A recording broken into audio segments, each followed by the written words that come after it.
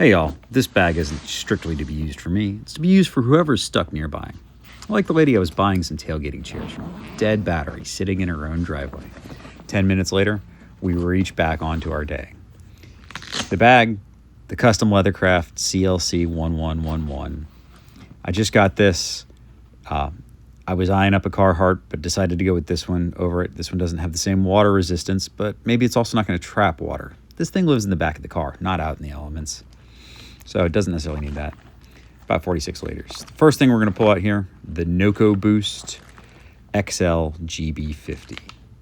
This thing has jumped more cars that weren't mine than ones that were. Most recently, the chair lady. It's great. USB charges. This thing's been really, really clutch. Helped me out, helped my mom out, helped all sorts of other people who happen to be stranded. But you also got to have backup, old standby, jumper cables. Sometimes maybe the charge on that is dead. Maybe it's a car that requires a little bit more power than the NOCO Boost can supply. So you got to have some jumper cables. The next thing that we're going to worry about taking care of is your tires. So first we got digital tire gauge and the VIAIR air pump, and that thing earns its space. Slow leak, air it up, make it to the meeting, hit the tire shop in a day or two.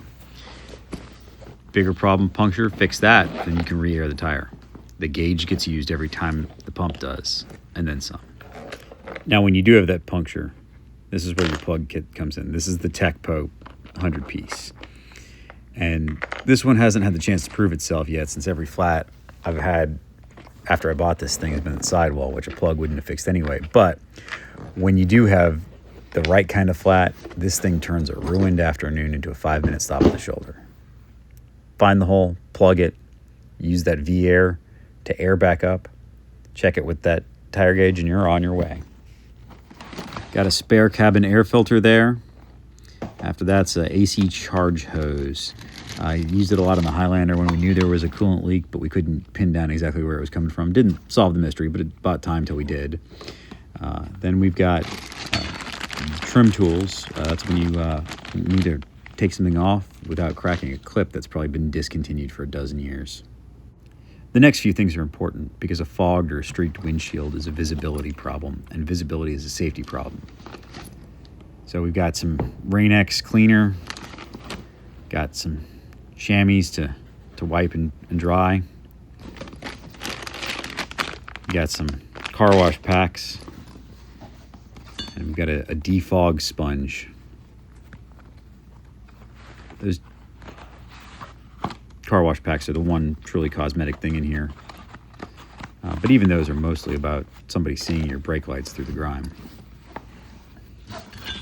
Next, we've got a hitch with 3 different ball sizes that come out every time there's a trailer to tow.